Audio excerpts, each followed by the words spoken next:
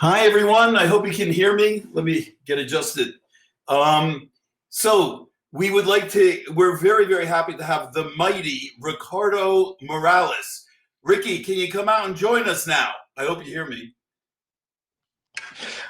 All right. I've heard of great entrances before, but that was really pretty good, man.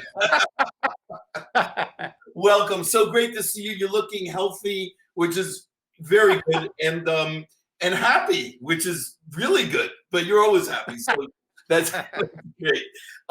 So I usually start off by talking about how I know the guest or whatever. But in Ricardo's case, I'm going to start with how I first heard his name.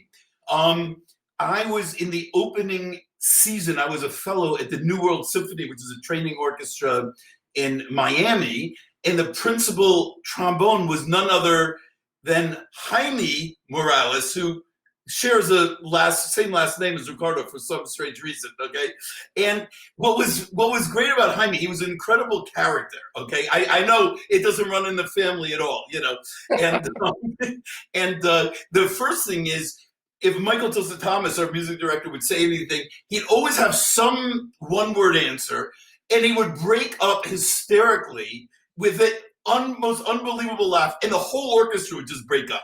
So we always hoped that he'd make a mistake so Michael Tilson Thomas could say something to him, and then we would all hear him laugh, and we would all break up. And it was incredibly hard working that first season, but somehow we found the time to play salsa gigs at night. He'd go to the clubs and so forth. But anyway, we were talking. He was a nice guy, and he just says, "Oh yeah, I've got a kid brother. He plays the clarinet. He's good." And it's like, "Oh, okay, yeah, that's great. I mean, my sister played the clarinet for a year. Lorenzo's grandmother. By the way, Lorenzo, come here and say hello." Yeah. I just want to say, Lorenzo, just talking about it, he met you. Valery Gergiev introduced you. He said they were on tour with the London Symphony in Philadelphia, and you were backstage, right? Yes. Yeah, and Gergiev had all really terrible things to say about you to Lorenzo, but we won't repeat it. It's nice to see you, Ricardo. Good to see you. So anyway, so he said, "Yeah, I've got a brother," but no one ever told me that his younger brother Ricardo Morales would turn into Ricardo Morales. So anyway, I just want to share, Ricardo promised me that I could piggyback on his celebrity and actually share 90 seconds of my own musical opinions. And then after I've bored everyone, we'll go back to him. But what I remember about that section, which actually influenced my own playing and teaching, we had an all Puerto Rican section, with the exception of one person. And I remember I had just gotten out of Juilliard, and in those days, we didn't have practice rooms, and everyone would rehearse in the halls. And I always thought of the tuba as like a fourth trombone. They'd always be playing Ride of the Valkyries as loud as they could, blah, blah, blah, blah, blah, always loud, fourth trombone. And we go and we do American in Paris early on in New World Symphony. And there was a Puerto Rican tubist, and you know his name. What's his nickname? Puruco. Right. Ruben Ramirez, right? And Yeah. all of a sudden, you have this amazing Dolce tuba solo in there. I had never heard the tuba take on that character, but I will never forget the resonance that the piano Dolce tuba brought on. The whole stage was shaking, and it changed my life forever. At that moment, I thought, I want to play soft like that. I want to play soft like a tuba. So everywhere I go, master classes, whatever, I always tell this story. And whenever a student starts diminuendoing, they start biting, they go a little sharp, or they lose resonance, I start shouting like a maniac, "Tuba! Tuba!" Someone usually walks into the room. They're like, "We need to lock up this crazy guy." But, it turns out I've told tubas this story. They think it's the greatest in the world. They never get respect. And they have all these tuba pages, and they get on, they say, "You'll never believe it. I know this clarinetist that always says he wants this piano playing to sound like a tuba," and it just makes their day. So anyway, that's enough of my musical input today. You don't disagree with me, Ricardo. You promised you were going to. Oh, no. Right? Great, thank you. Now, I want to quickly put in a plug. I missed the dates, but why don't you tell us very quickly about what's going on with the Philadelphia Orchestra website? on your they have some solo recordings of yours that they just, I think, published last weekend, but they're available Yes, now on the website. yes. In the in what we call the Virtual Philadelphia Orchestra, we have a number of concerts that have been uh, televised, and some that have been streamed, and many others that have been recorded but not released are being released little by little, especially during this time. Usually on Thursdays, there's usually a new video of performances, and last week I had the great luck and honor to that they actually featured me in for a solo performance. Mozart Concerto on the Thursday, and then on Friday they did an audio broadcast of many of the concertos that I had played over the seasons with the orchestra, including the world premiere of my of a commissioned piece by Jonathan Leshnoff, beautiful new clarinet concerto, and then the two Webers, Debussy and Rossini variations. So it was a fun little weekend. Wonderful. So that's on the Philadelphia Orchestra website. You can still go. Yeah. I think other maybe 5 concerto performances of yours or something like that. Well, they have Copeland, did I say video Copeland? they had the Mozart. In video they have the Mozart Video. concerto. Great. Yes, and then the audio for the audio they have the Jonathan Leshnoff, both Webers 1 and 2, the Debussy Rhapsody, and the Rossini variations, three-man variations. Yeah. Beautiful. So if anyone wants to, after experience Ricardo's words of wisdom, actually hear him play, not that I'm sure most people have, but also support the situation that's going on right now and the orchestras that are locked down. This is a really great thing. And, go listen to Ricardo's concertos. So that's great. Thanks for sharing that, Ricardo. It's easy. You're an easy audience. So I'm not going to compare laughs between you and Heidi, but it's great. I am very shy. I mean, I am also in relationship. Most people, when they see me, they think that I am sort of very open and loud and whatever. But the thing is that what I always tell them that I am actually sort of shy, and nobody believes me until they see me with my other siblings. And then when they see my brother Jaime and Rolando and my sister and everybody, my younger brother, everybody then realizes you're right, you're the shy one. Well, Ricardo, let's start with that, okay? You have quite a musical family, I think. Yes.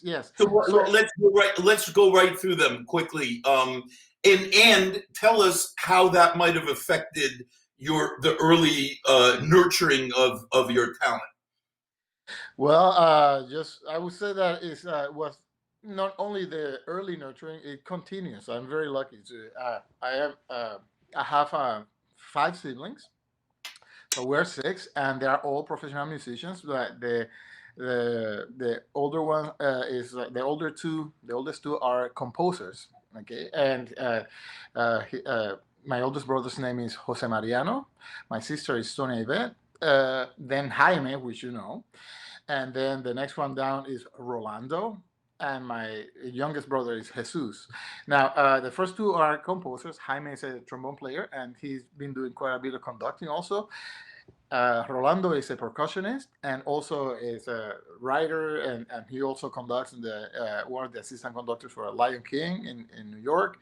And my youngest brother Jesus is a cellist in a very nice string quartet that he has. So then is the Dali string quartet, which is very nice. So I've been very lucky. So the older 4 of my siblings, they they started by playing instruments with my father, who used to play guitar by ear, right? So he just liked to do Christmas carols and little things like that, and so by the time that I came around, there's an 8-year gap between the first 4 and myself. By the time that I was 4, 5, 6, then I started seeing them play in Christmas and things like that. So it was always like a wonderful thing. So by then I just wanted to join the band. So my brother Rolando started teaching me how to play the bongos or whatever. So that's basically how I started, my little sneaking into the band. And as I started getting a little older, just around 10, I still hadn't started clarinet or anything like that. So then they put me to sing, So it was a little bit silly because there are a lot of this, these Latin songs about lost love and longing and nostalgia and all that. So I'm singing these things, and then I would be going to my sister, uh, to my aunt's places and things like that, and then they would be like, "Oh, he's so cute," blah blah blah. And I'll be like, "Oh my god," totally mortified because no, I'm totally embarrassed. So, I remember that Jaime actually didn't have to ever bother with singing or anything like that because he's busy playing the trombone. It's like, yeah, I need a wind instrument. I need to put something in my mouth. So then it's like, just so that was my plan. So I had to come up with some kind of woodwind instrument so I could just be done with all these silly songs of longing when you're 11. Yeah. Well, I've seen interviews of yours in the past, and I can't connect the dots, but I hope you remember there was a really, really great story about your grandmother in Carnegie Hall.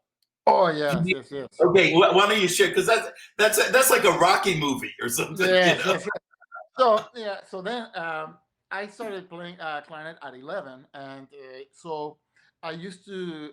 My grandmother used to live quite close to us, so I used to go and hang out with her at her place all the time, and I just had a big love for the clarinet from day one. Okay, so it was like from the beginning, like my first day, I got the clarinet. I couldn't stop playing, and after the fourth hour, my parents were like, going crazy. But they were always very encouraging. So my dad would say, "Hey, maybe you may want to save some lip for tomorrow, so you don't get too tired, so you don't want to be sore, right?" So so so it has been always like that, and I still feel pretty much that intense about the clarinet. Nowadays, if I open the case, then that's I'm done for the day. I don't want to be doing anything else, and feel totally annoyed having to do anything else. So it's always a challenge. But so when I started, then I was practicing like that all the time, and then I would go to my grandmother's place, and I would be just practicing. And of course, you're a little kid, you're 12, and it's like yeah. So I would practice in her living room because it's like boomier and this and that, and of course I would be like in the middle of the afternoon, the late afternoon, and she would be watching her telenovelas, and it's like, "Hey, you have to stop this thing because I want to hear it's too loud or whatever." And I remember I was like, I said, hey, grandma, you better enjoy it now because and one day I'm gonna be playing Carnegie Hall to a sold out audience. You might not be able to come, so better enjoy it now. So it so happened that just 14 years later, then I got to I was in the Met, and I was lucky to be invited to solo with the Met Orchestra in Carnegie Hall. So I was actually able to, and it was a very nice program, and also Alfred Brendel was playing, so it was a sold out concert already, and so I was able to fly my grandmother to come, and then so to show her the bill, I said sold out and everything. So it was a very nice experience to be able to make good on that promise. and you gave her complimentary tickets, I hope. Yes, of course. Okay, so she was able to go see you afterwards. Yeah, That's a fantastic story, an incredible story. I'm sure she must have just been in heaven. She must have been in heaven. Wonderful experience. Yeah, it was just great. Yeah. Wonderful. Well, Ricky, usually I'd want you here and talk you up and everything, but I'm gonna do my best to take you down a peg a few times if you don't mind, because people have, you have this, especially people sort of 35 and younger. They have this image of you as this indestructible guy, this guy who never makes a mistake, never loses an audition, never, but I know a little more about you, right? And right now, with all that's going on, especially the young people or the less established people, I want to give them a little hope. I don't want them to think just the people at the top of the profession that if they're lucky, they're going to get through this. You're not as blessed and lucky and indestructible as everyone thinks. Okay, so I remember a couple of things about you. But before we go on, okay, I want to talk about what I remember your work ethic. Okay, I mean, you make the clarinet sound so easy. Okay, these are the stories I remember. Okay, you would turn on the TV for 5 hours because that was your Daphnis day. Okay, Mhm. and you do the opening run of Daphnis at 25 different metronome markings and have to play it 25 times perfect. And if you ever made a mistake along the way, you'd start all over again. That was a typical day for Ricardo Morales. Yes. Yes, yes. Although 15 times, right? 25 is a little severe when you're Oh, trying. I'm so sorry. You I see, didn't I'm say lazy. I'm you lazy. win. Ah. Yeah, but it's I like, mean, yeah, but seriously, we're not. this is what it takes to become a Ricardo Morales. It isn't just like, oh, cool, you know. No, I no. remember. One of the things that I've always believed in is that the biggest shortcut is no shortcut. Okay, so it is that we everybody knows what we have to do. You have to spend the time. You have to practice slowly. Blah blah blah. The trick is the thing that is difficult. Really is actually doing it. Okay, that's much harder. And the thing is that then you have to find a way to get yourself into a place where you can do it. Now, some people, I'm very lucky that I love the process of learning. So I don't mind being so slow and what's going on here. Okay, how am I going to do this fingering? And then when you slow things down, then you can try to see in between. Okay, so no wonder this is always a little because this note pops because I'm like overreaching or hitting the key a little hard, whatever. So, but the only time that you're able to think about those things is when you kind of surrender yourself to the time. Okay, so it's not just yes, you have to spend the time, and sometimes it's a 3 or a 5 hour working day on one excerpt or whatever. But it is not how long you're doing it, but what it is that you're thinking about while you're playing it. Because you see, like many times and often I still put on like the TV on. Let's say, I'm gonna practice something. It's like, okay, yeah, I'm going to do Oberman today, and I have to surrender myself to Lord of the Rings. Okay, so it's like, okay, so the Two Towers is there, and I know that I'm just not going to stop practicing these things until you keep that movie in the background. You take a little mental break or whatever. There's other reasons why I do that, and one of them is because. Um, you know, with experience, I have noticed that some people have trouble with concentrating, and some people start playing a concert and then they completely concentrate and everything worse. And sometimes people just freak out and it's like deer and with the headlights and then everything they forget.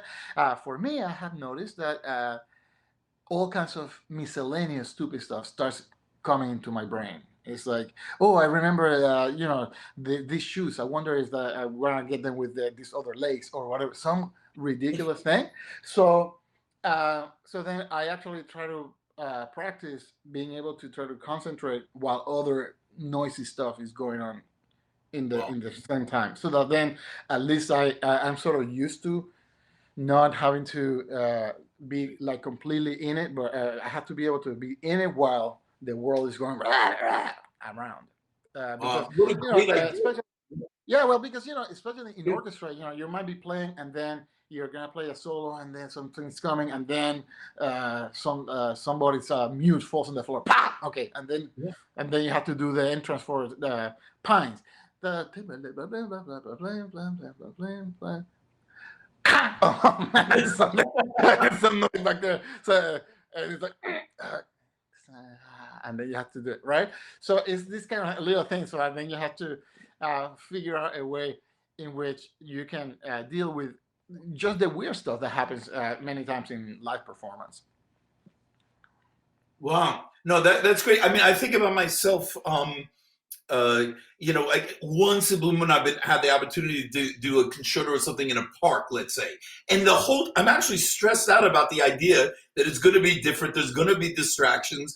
And how am I going to deal with it? It never occurred to me to actually practice it.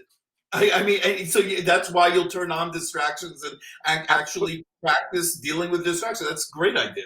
Yeah, Wonderful. and then it just goes by a little bit easier because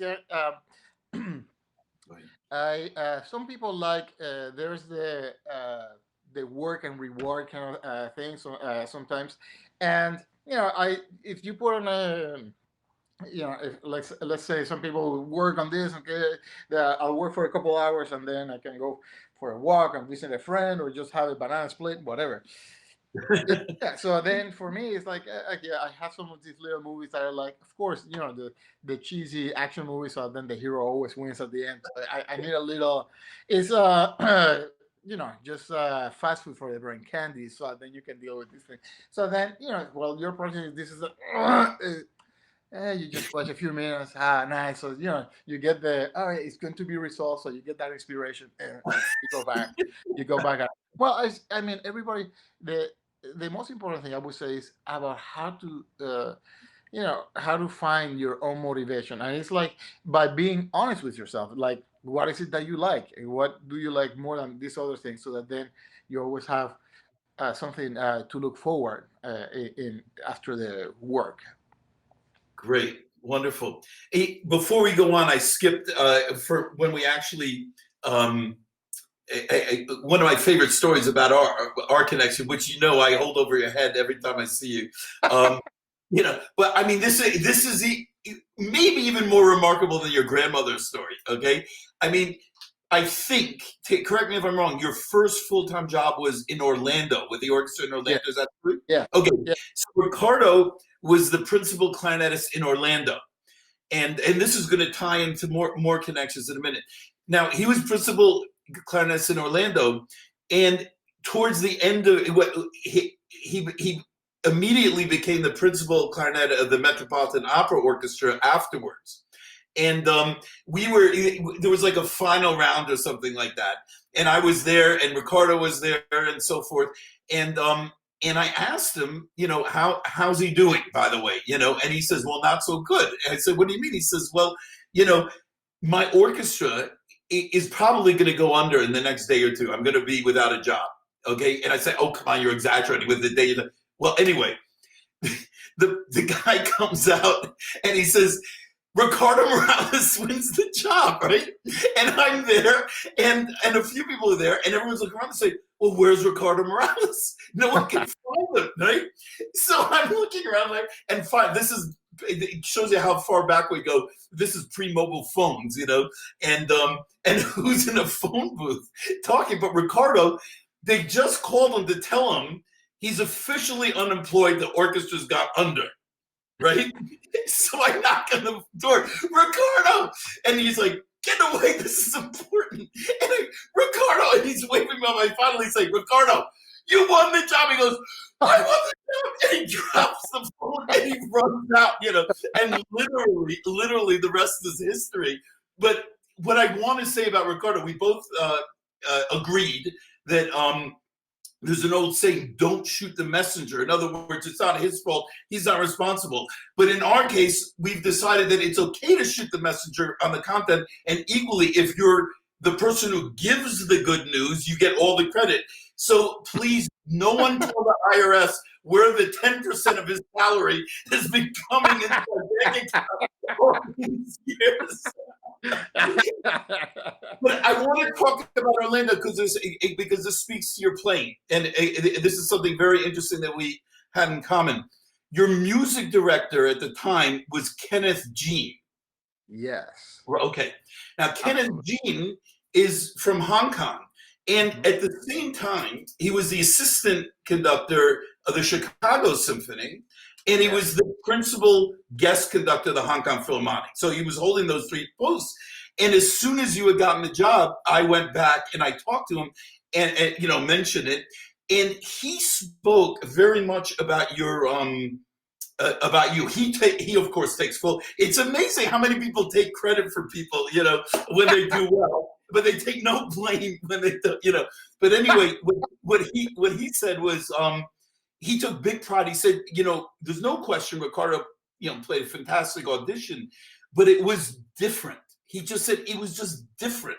And he took pride in the fact that he took a chance on you, so to speak. He said, I didn't, and I specifically asked, I still remember I asked the question because he was connected with Chicago and you were playing a LeBlanc clarinet at the time. Okay.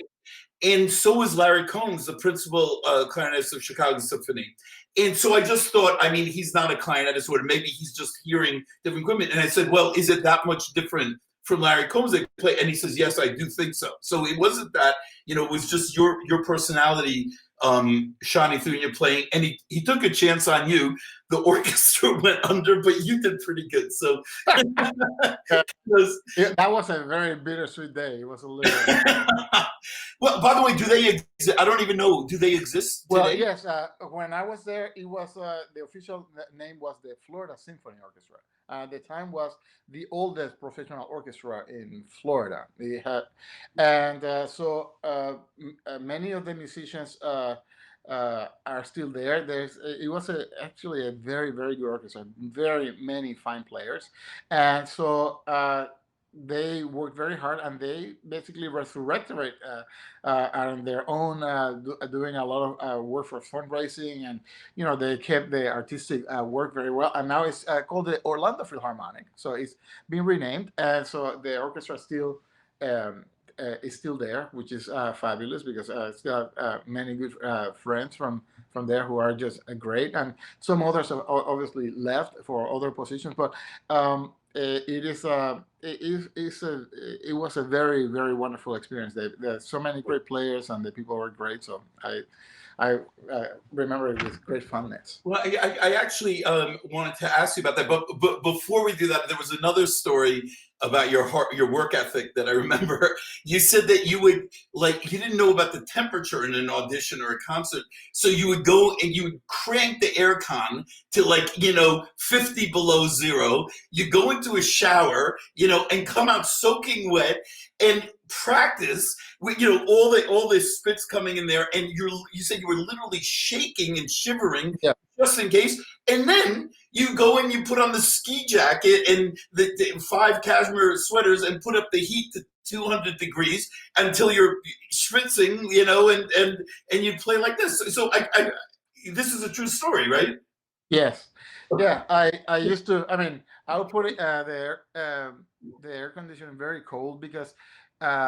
I just have found that when I would get nervous, I feel a little cold and my fingers get a little bit too numb and they don't want to move, and I just feel cold. So I actually started doing this of preparing and putting the air conditioner and then just being very cold and having to play everything and being able to play without mistakes, and then. Conversely, doing it when sweating and you get the sweat in your eyes and you still have to keep practicing. And the reason why, I actually learned that that way of doing this kind of crazy thing from one of the violin teachers at Indiana University.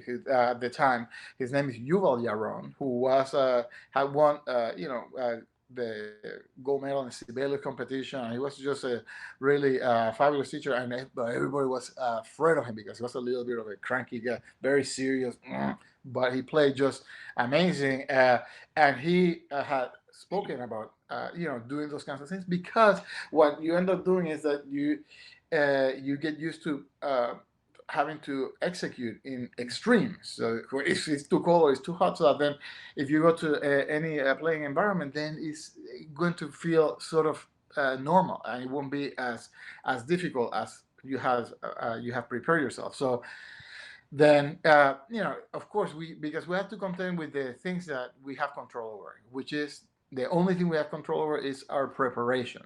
Right, we don't know how long things take. Maybe it takes too long or too long for lunch, and then you're just waiting around, and then things might be delayed, or you draw a number, and then you're the first one at 9 a.m. Everybody's still a little sleepy, or So there are many items in many circumstances in which you have very little control. So then just try to give yourself every opportunity to make sure that everything is in the normal range, or in a less uncomfortable place. Yeah, remarkable. That is amazing. You basically try to take control of what little you can take control of, Right. So because so little is in your control, and really took it to a very very extreme level. I mean, it's remarkable, Yeah. and you quasi answered the question, but the other thing is, I mean, I think people have this image because you've had so many achievements and notoriety or whatever you want to call it, accomplishments, that you're a very ambitious guy, and maybe you are, but I remember you telling me, in the Orlando orchestra, um, I could have stayed there. You said Yeah. if it didn't fold, I was happy there. Yeah. I was happy there, and I thought, wow, that's for a guy who's hit the big time, so to speak. You knew yourself. You said, look, I admired some of the musicians there. He might not be as famous as Philadelphia Orchestra or whatever, but I admired the musicians. I liked the lifestyle. I was sad it went under. Yes, and actually, it was a feeling that I had so often because Florida is just a wonderful state. It's beautiful. Orlando is actually much bigger now, but it's definitely a thriving city, and it's just beautiful.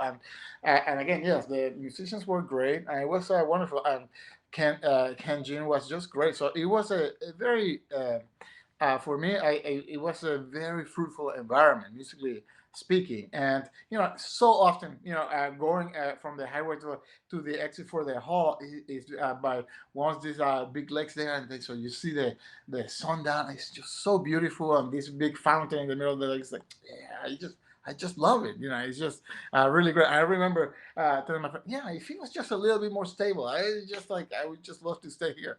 And sure enough, that it was a little too unstable at that time. So unfortunately, it didn't work out that way. But it was just it was a great learning experience and a fantastic place to make music. You know, about 6 months ago, the Cleveland Oyster came through Macau, which is nearby, and I had some friends, so I had some dinner.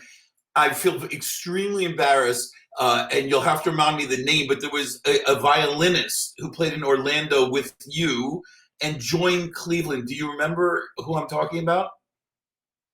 In Orlando. He was in Orlando, and now he's in the Cleveland Orchestra. Maybe you don't remember. No, I just that don't remember. It's yeah, my bad. Yeah. it had to be probably from just right before my time because I was just there just the 2.5 seasons, and then everything went through. Okay. But because he said that there was a network of you that really were very supportive about getting out when things were unstable, and you'd play Mhm. orchestra. In fact, was maybe a percussionist in Boston Symphony. Yeah, yeah. Will Hunt was there. Yep. Yeah. Yeah. So I mean, what an interesting time. So is it fair to say, as far as full-time professional orchestra jobs go, you've had three?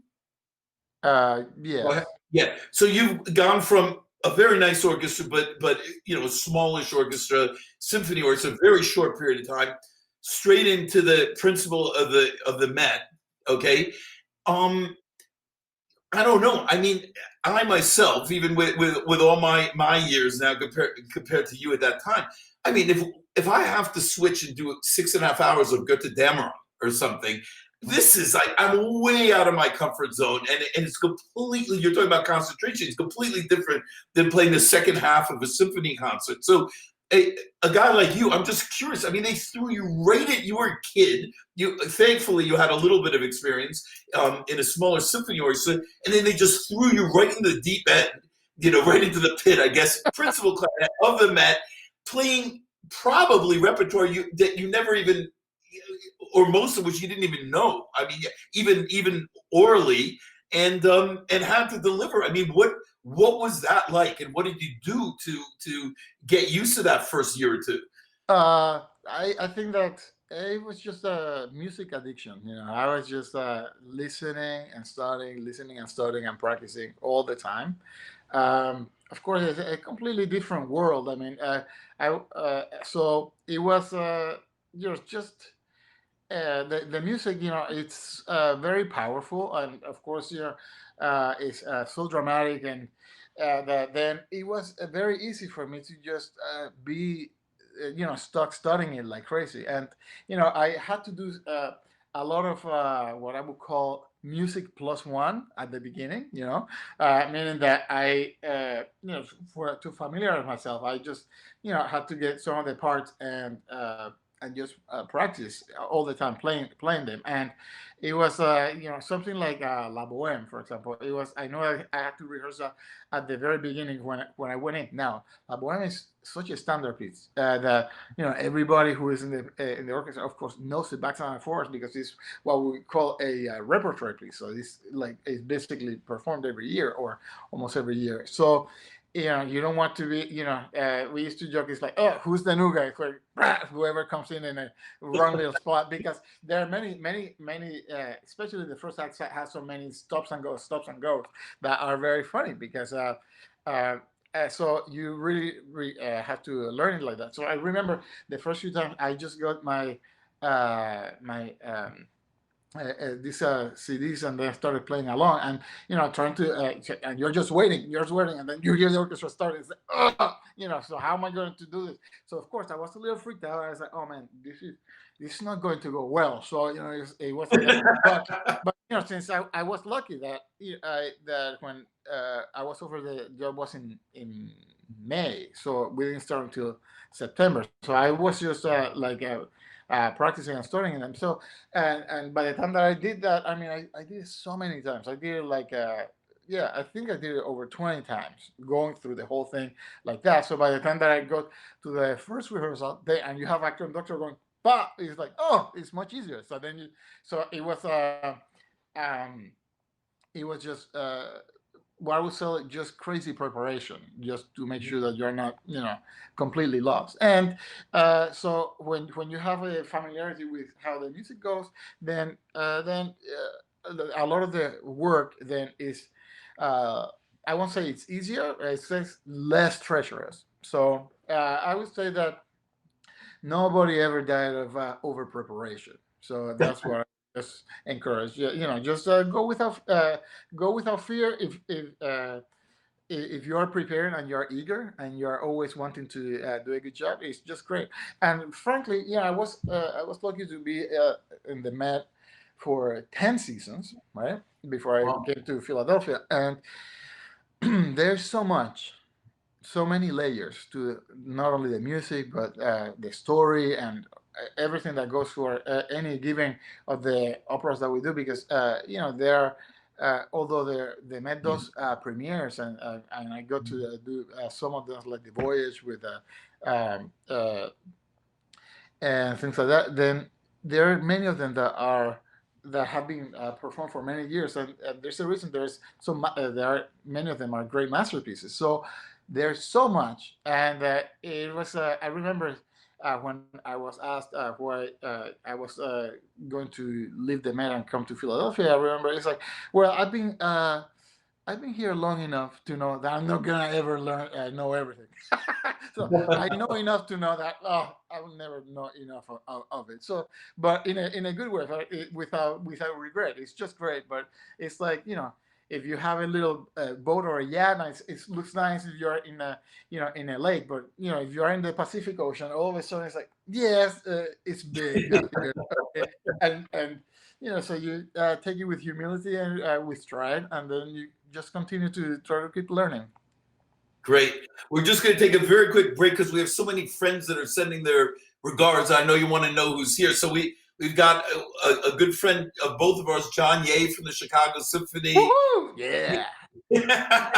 No, it's Ye. It's not yeah. It's my accent, man. Come on, easy. We've got Patrick Messina, friends. We've got Frank Cohen, a retired legend for the Cleveland Orchestra. Oliver James, the principal clarinet of the Birmingham Symphony. Chi Yu Mo, second clarinet in the London Symphony. We've got Jonathan Hadas from the Israel Phil. We've got Marie Ross from New Zealand and Alessandro Bevanani, but whatever he said, it's Italian for the Tokyo Phil. We have Sarah Watts, who's been a great supporter, and we have our own Wei Lau, who plays in the Hong Kong Philharmonic, in case of your masterclass here. So far, don't worry, but I just want you to know, you've got a lot of Please, support. big hugs to all of you. Thank you so much for supporting. It's just great. Yeah, Beautiful. this is nice that we are able to do this. I see all these, hear all these names of friends and things like that. I just would love to be able to, have an opportunity for a big world party like that. That would be just so great to get all of us together and hang out, and that would be just so wonderful. But thank you so much. Yeah. We've got to do this like Carnegie Hall for your grandma. This is we're, Big party. um, so oh, by the way, okay, so what I wanted to ask you, just since you were speaking about all this great repertoire, do you agree with me? I mean, some of the clarinet solos or parts rather in the opera and even ballet repertoire is so substantial. For clarinet, for example, La Forza del Destino is the longest clarinet solo in any of the repertoire. You know, and some lovely stuff in the ballet, but people don't really learn those, right? I mean, did you learn when you were learning your excerpts? I just find it remarkable. And why would you cheat yourself of that sort of employment opportunity? I know in the States there aren't that many full-time professional opera orchestras, but just as a rule of thumb, I think people should explore these incredible operatic parts and ballet parts. I mean, why cheat yourself of that and employment opportunities? Oh yes. Well, I mean, I find that I've always loved the music, the the opera, especially the clarinet parts are always very expressive. They are very interesting kinds of the clarinet is used in a particular kind of character. For example, in the Mozart operas, every time that you see a nice little clarinet solo that you have, and where the clarinet comes, he's always when there are things and instances of love, okay, and the different kind of it's usually for Mozart at least is like what I would call the pure kind of love, okay, like in the Zauberflöte, in my flute, the beginning of that last act is, that little woodwindy beginning, and then it has all this beautiful music about that is just setting it up for the angels to be talking, and there's like, so it's he's always puts the clarinet music in a place where there is selflessness in the playing. Of course, Clemenza de Tito, the big two arias, are talking about a sacrifice, that people are doing sacrifice in the name of love, and then of course, so there's a particular kind of color and sweetness that is basically required to play that kind of music, which is really wonderful and inspiring. And even things like La Forza del Destino, for example, that big solo you're talking about is a moment where there is a thought of longing and just hope and desperation about lost opportunity for love, right?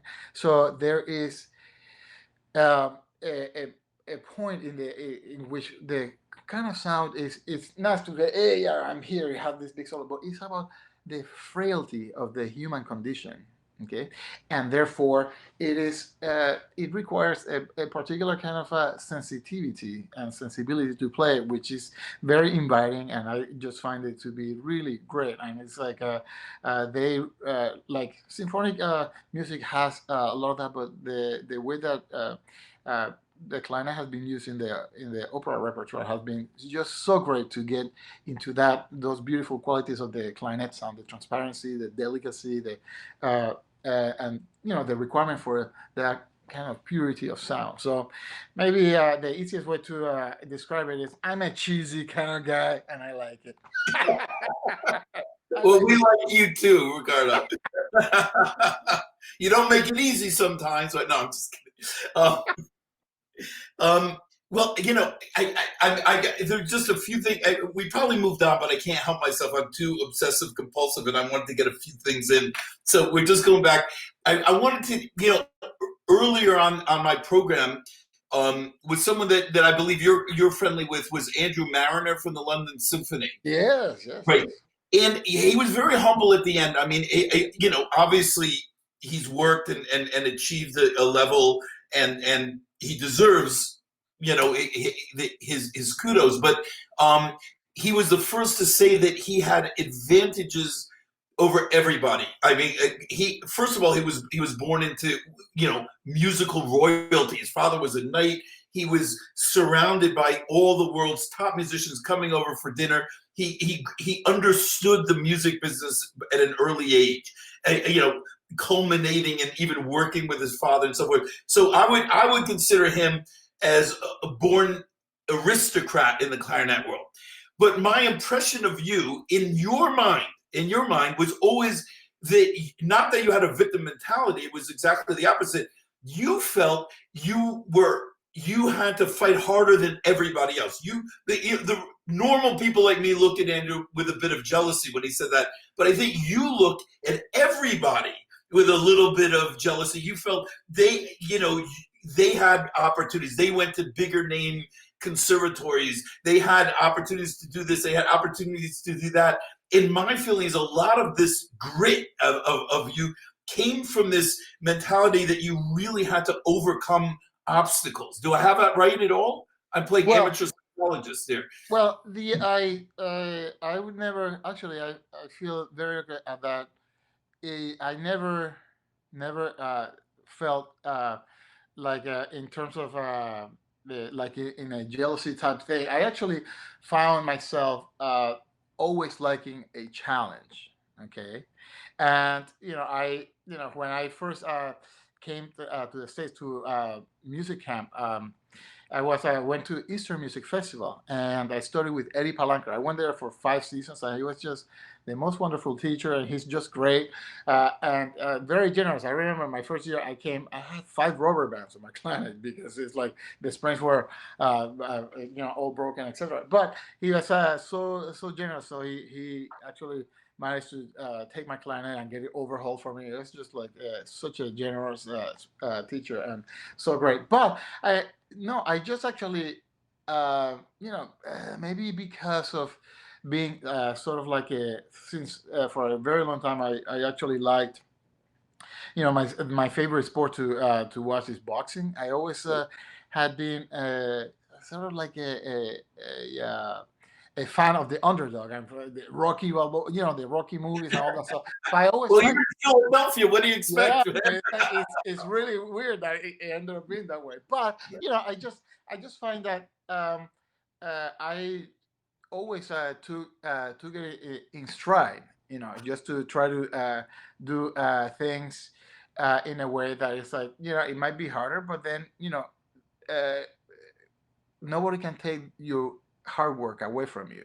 It's sort of like education. You might lose a job, you might lose a car, whatever, but the education, the intellect, the knowledge that you accumulate as you progress and you try to become more better educated, nobody can take that away from you. So that's basically how I actually like to do it. And seeing many times, the thing that I learned from boxing was that yes, there are people who have like a natural punch ability. Let's say some guy just goes like that, it just hits very hard. So and some guy that is naturally very skinny, so then there can be they have a lot of range for their weight class, so because they're much taller than the other guys because they happen to be strong. But the thing is that what I have found was that the great champions, all the great champions, always the one thing that they had was that their work ethic is always crazy harder than many, and there is that, and it's like that's what I always try to emulate from seeing that because there's all the great ones. So you see Muhammad Ali, when he was like he worked very hard. I mean, it's like and there are some quotes about him. It's like you have to you work very hard, and then I'm paraphrasing, but his quote is, you just have to work right now, so then you can work like a champion. So when you're a champion, then You're not working harder. You're working the way you're supposed to. Okay, so it's something like that. So that way, I've always have been wanting to just do that. Yeah, because so I but then the important thing about that is just to find something about that work that you really enjoy, so that then it's not always work. You see, because that is the one thing that I find that I have friends and colleagues and former students that are very successful, but a lot of them there's always a little bit of a dreadfulness about I have to practice, certain amount of time and this and that, and that is understandable because people want to be able to do other things and they have other interests, and for me it's not such a big deal because I'm just obsessed with the client. So what do you mean you want to do you want to go fishing or bird watching or what's the point? So for me it's easy. Yeah, for me it's like people have to drag me away from it because I Yeah. just like it. But so I would just say it is always a particular kind of passion that I always feel lucky to have had because my my siblings, Jaime, Rolando, and the older ones, they were always like that. They've always been like that, also. So it just, to me, it seemed very natural to be able to, emulate them. And then, you don't want to. I didn't want to be the lazy one in my household. So you just get to doing that kind of thing, and it has always been. No, I won't say that it's always fun, but it is something that's always something to find that you can just hang on to, so that then it's not always just a dreadful work. Beautiful. Yeah, I actually remember very, not to embarrass you, but very early on in the Met, I remember you guys toured to Cologne, Germany, right? And you were, I don't know what, you were probably 22, 23, and you said, what's with all these people around? They're all trying to go to that church, the Kurna Dome, they're all turning back. He goes, I'm trying to sound good. You were in your hotel, you were looking forward to the hotel room so you can practice, and they were wasting their time seeing all these great sights. You couldn't understand it. Uh, well, it's like many times I'm a little hardcore that way. I mean, like during the tours, it's a nice opportunity to see friends and to do a little bit of sightseeing, etc. And that's great. But for me, I'm there to work, right? So for me, it's like let me take care of business first. I want to be able to deal with that, and then if there's a little bit of time, then we can do it the other way. Right? But that is just I mean I think that is just a little bit of you're just performance anxiety because you don't know how the hall is, what you're gonna do, and etc. So it's one of those things. But yeah, for me, I'm a little bit of hardcore. I mean, like the I A many little. times I don't I with the orchestra here in Philadelphia, the orchestra has a and I had a very nice residency in China, and being the first orchestra from the United States to go and tour. It was like a historical moment, like in 1972, etc. And the thing is that a few years back we had like 5 years of continuous going every year and to do different concerts and different outreach, and it had been just really great. And I remember that those first 5 years that I went, I was just in the hotel. It took me like my seventh year for one of my former students to drag me out to take me to see the Great Wall. I mean, it's like a little severe. It's only like an hour and 15 minute drive, but it's like no, wow, a little too much. And of course, it's a little extreme because it was mind-bogglingly beautiful and impressive, and it's just it's I find that that's a little shortcoming of mine because it is important to be able to experience all the other cultures, and then that way you can be a more human person, and just understand how the world is and how different people are, and it's always much more uplifting for the spirit, and it's just great. So I'm trying to open up a little bit. Well, like, I'm I'm sure if you put 1/10 of your mind to anything that you did on the Daphnis and Chloe, I know, I you know, can I know. Too accomplish much, man. anything. Too much. Um, Yeah. Wonderful. So, what I'd like to know again. Well, okay. You mentioned Eddie Planker. So, and I mentioned your sort of unusual, beginning. So why don't you let's talk about teachers in training and who they were, what they gave you, what you did with that, et cetera, et cetera. Well, okay. So I started in Puerto Rico. My teacher was his name was Leslie Lopez. He was a very accomplished, wonderful musician, clarinet player. He was great, and he also had studied also with William McCall, who teaches now in University. Who retired from University of Washington. Just a wonderful, wonderful man and teacher and player. And he was really also actually has studied saxophone with Joe Allard from Manhattan. Very good. John Correct. So Yates, teacher, by the way. yay, like that's what small world. This is just great. So so he was just great, and he actually he was a very interesting person because having started with McCall, then he developed this really wonderful liking into the Viennese school. So when I was there, I started. I was playing with my clarinet with a Hammersmith mouthpiece, and then making my own reeds and doing the string and the whole thing. So it was like a very nice learning process to be doing that.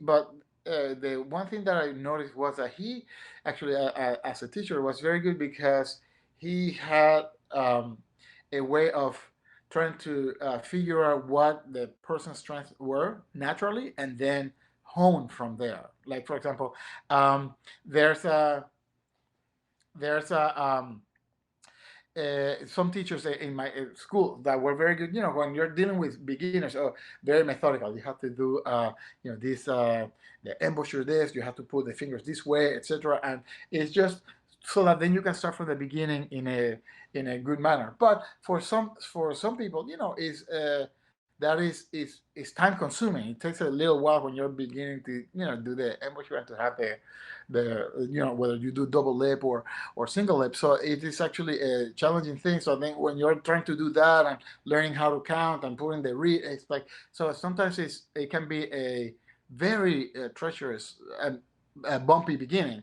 And actually, the way that he worked it out was in a different way, just to see how the person deals with the instrument. What is their natural affinity to it? Okay, so he showed me. Okay, this is how you put it together. Okay, so there you go. So blow. Let's see what you got. And of course, you just put it up, and then you just get going. You got a sound. Okay. So it was very interesting because you just let it go like that for about 2 weeks, and then you're just playing, but then you're just making some noise, and it's coming, and it's like a little dreadful, but you're getting through it, right? And then now once you're going with the little tune, now it's starting. So you are sort of into it. Hey, I'm playing. I'm getting good now. I'm not so behind the guys in eighth grade. So whatever. Then okay, so listen. So now let's see if we can actually do this little adjustment. Let's see if you can do it. So that way you're already in it, right? And then not like, oh, I'm working on this and I still haven't gotten enough. And so it was a very open way of getting to find a natural way of playing. So I was very lucky that way with him. Then I started going to Eastern Music Festival, right, and that's when I met Eddie Palanca. And he is such a great teacher and very open-minded. He also studied with Eric Simon in New York and with Joe Allard. So it was like he had a very broad way of thinking about clarinet and clarinet playing and playing, bass clarinet and E flat, and how you have to be very open to trying other things. And because of that, it was just really great that he was able to, teach in a way that then, you know, um, it's encouraging your personality, and basically trying to make sure that you don't go down the uh, down to the so that then you can keep sort of in the main road but sort of close. Yeah, if you want to take the side road, it's okay, uh, but just so that then you have a particular kind of uh, forward motion into the studying, and that was really great. And actually, it sounds like he was the first one to make me. He forced me to play bass clarinet, and I was like my first time playing bass clarinet was with him at Eastern Music Festival, and my God, I remember I was even crying. I didn't want to play because you're so young, and then you're like, you just biting that thing. I was like, yeah, yeah, and having the squats, and I was so mortified because I'm trying to play the thing, and then I remember that we're playing Danzón Cubano, the Copeland, and they have this it's a little solo, just like Romanico, right, whatever. So it's like whatever. So it's very nice, but you're there, and then it's like a huge squawk, and then I remember two of my friends who played there were not very good, but they were my friends, so I know. But even they look back. Even they started laughing, so I was like, "Oh my god, it's just totally so embarrassing." It's like the whole orchestra is laughing about this. And I was like, "Oh man!" So I remember how that was, just really a funny experience. And so from there, I didn't touch the bass clarinet again for like 10 years because that was like, oh, no, I never want to deal with that kind of thing again. But later, I got to play in the Met. We're doing a chamber series, chamber music at Whitehall, and then we were playing some. Who wrote these things, man? It's like I'm like just forgetting. But I play a Carter piece. You have to play clarinet and bass clarinet and bass on board, and then so I had to sort of do it that way. So it's like, oh man. So I didn't even have one or whatever. But Jim Ogniven, who was the bass clarinet in the Met, great friend and such a beautiful player. He, just borrow my spare and whatever, and he's a very quiet guy, but his stuff is really great. So I remember he lent me him in one of his mouthpieces. I was like, wow, it was much easier then. When you have everything lined up. That it was like wow. So then I actually started really loving it, and now I just like whenever I get a chance, I just love to play it. Now, so now I'm the opposite with that kind of thing. So it's very funny. But so I'm sorry that I went a little bit out. But so Eddie was always just really has been really great. Actually, we still keep in touch, and he's been so nice. He lives in Baltimore, so he has come many times to Philadelphia to the concerts, to some of my concerts and this and that. So it's just a wonderful experience to be in touch with him. Then I started with Anton Weinberg, who is a British fantastic player and teacher. And the thing that I learned the best about him is that I started with him when I was like 15 through 17. I started. What I did notice was, like in general, going back, is that I didn't get a chance to study with any of my teachers longer than 2.5 years.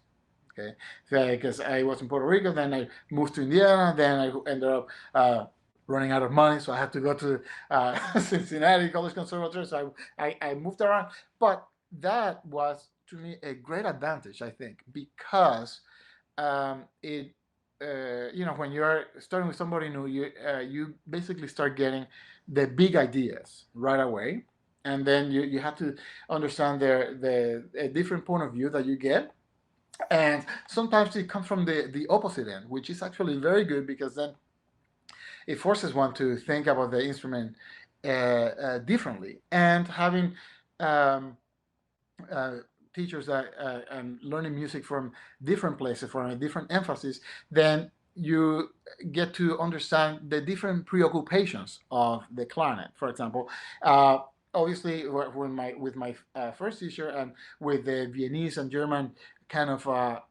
approach, the studies were, of course, Berman and you do Yedel and Uhl and Stark and Krebs and all the things. And well, while those were designed mostly for a German client, they have different kinds of challenges for the French system. So, of course, you have to learn how to play it, period. But also the music making that those etudes bring, and that of that kind of musical approach gets you to have a particular kind of sensibility, right? And then when I started uh, with Anton Weinberg, it was more eclectic. We did a lot more of the more modern pieces. Mio, we did the Mio Concerto, and Nielsen and other modern pieces and this and that. And it was just great because he was not only a super intelligent musician and clarinet teacher, but he was very good at encouraging uh, individuality. Okay, and trying to find the best way in which you can follow what's in the part and make it your own without having to, and not in a way that is like, okay, I see this and I'm just going to use it as a trampoline and make my own thing. Nobody's like understanding what the composers and the composers language, and how is it that you can make it come alive in with your own voice.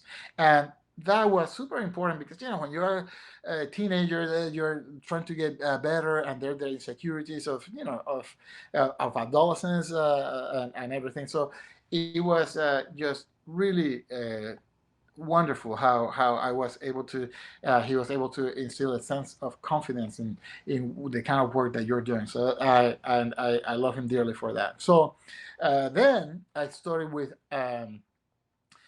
For a year with Ronald DeCant, who was the teacher in Cincinnati at the time. And with DeCant, it was very interesting because he's from Lancaster, Pennsylvania, which is like an hour away from Philly.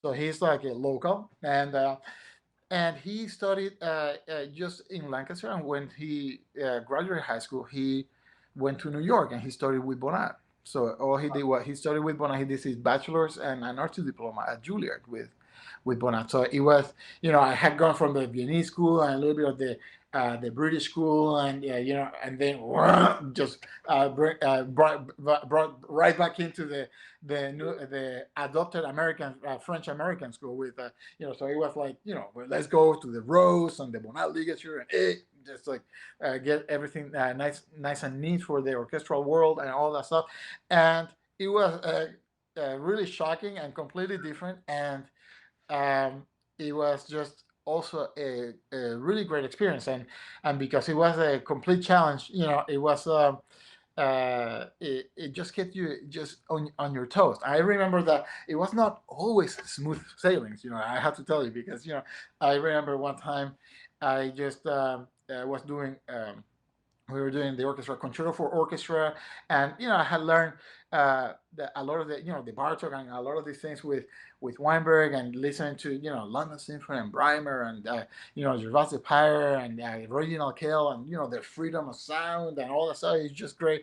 And then with the can with the nice and easy, the focus and all that stuff, and it was really funny because I was just playing, my way in the orchestra, and then I remember going to a lesson. I sit down, and then I play the excerpts for Concerto for Orchestra and all these excerpts that he wanted me to do on some of the rows, and then he's looking back like this, and then he goes, "Hey, Ricardo, I just have one question for you." He's like, "Yes, yes, yes. Do you think I'm stupid?" "What? What? Do you think I'm stupid?" "No, maestro. You're my teacher. I always listen to you." "Well, because I think that you think I'm stupid because you came here and you played it exactly how I want you to play it, and that sounds great. But then you go out there and then you do whatever the hell you want." So I was like, "Ooh, I'm sorry. I'm sorry. I'm just testing some stuff out." So I forgot that at the time he was also the head of the woodwind department. So he used to not only do the lessons and do ensemble, but he would just go and be monitoring orchestra rehearsals and the ensemble and the band. So they were just checking out what's going on. So he's like, "Yeah," I'm like, "Yeah," like, do the shoulder action, but he would be like really upset, sometimes. So but it was just very funny because he.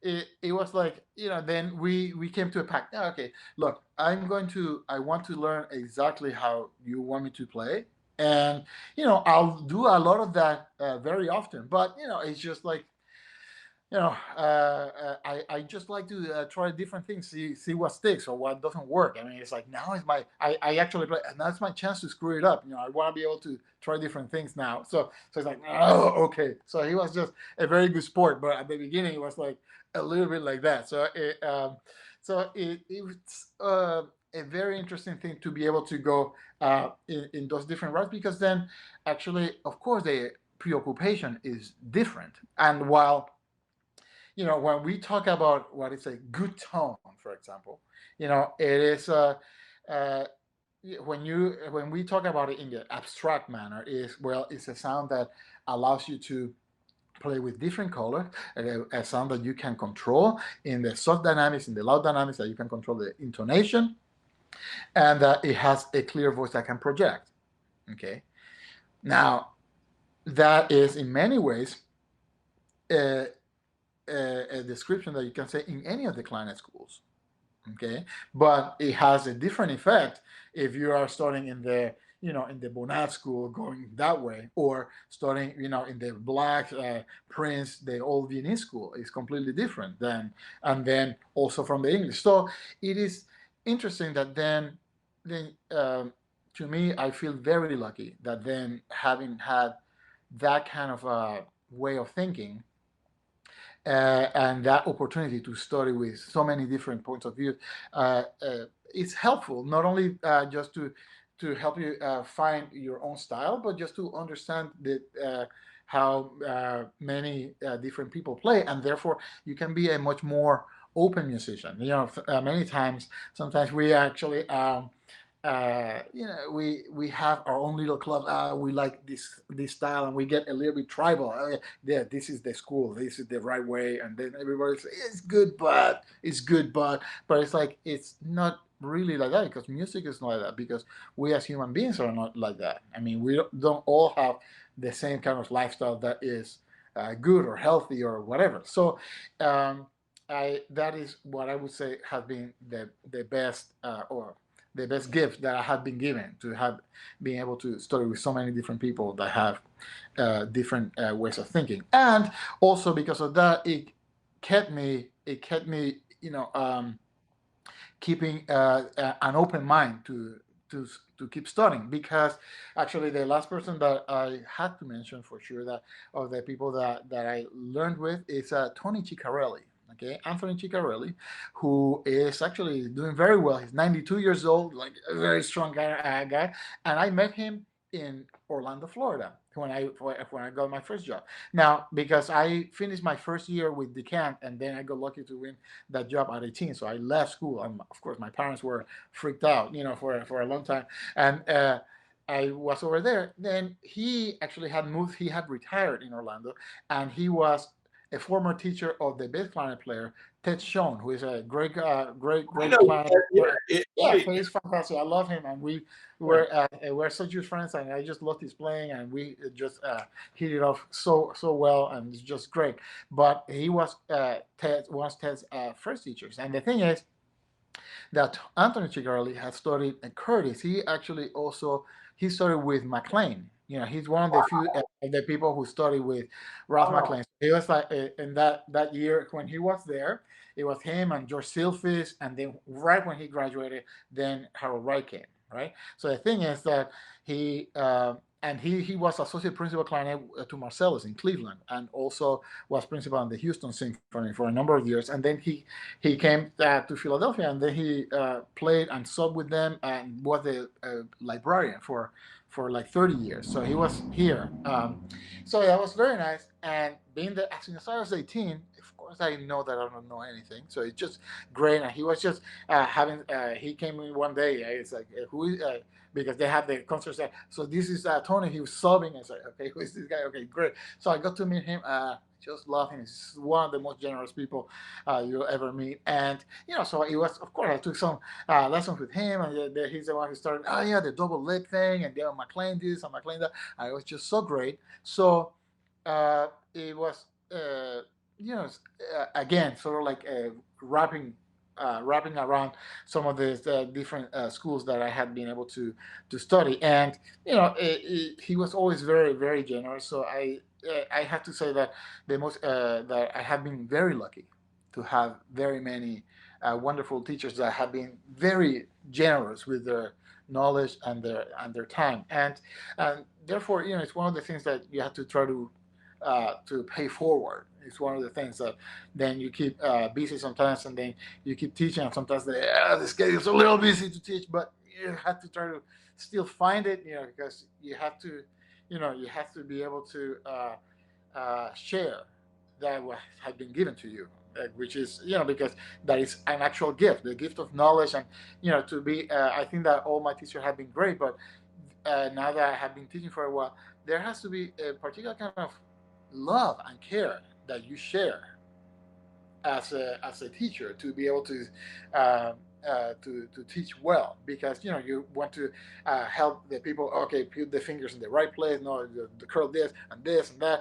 And it's not just, you're not teaching people just how to uh, execute the instrument with more precision, but you're trying to impart a particular way of thinking about music and music making, and how to share that knowledge of the art.